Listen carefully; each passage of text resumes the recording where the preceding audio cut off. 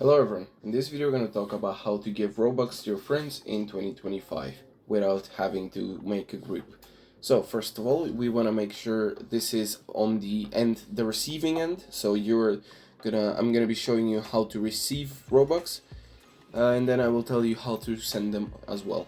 So first of all, on the receiving end, you're gonna have to go into create, wait for it to load, then you're gonna go into dashboard right here. You're gonna find one of your places, so let's just say this one for example. Then you're gonna go into monetization, and then go into passes. Once you're here, you're gonna create a pass, just call it donation, create pass.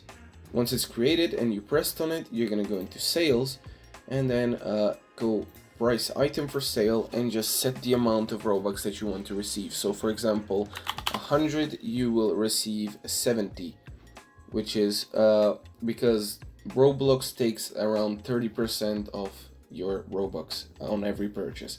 Save changes, proceed, and basically how you want to do this is go here, go back actually, press on the three dots, copy URL, and basically you're gonna send that to your friend and they will buy it. So if you see right here, you can paste the link and it will buy it for you.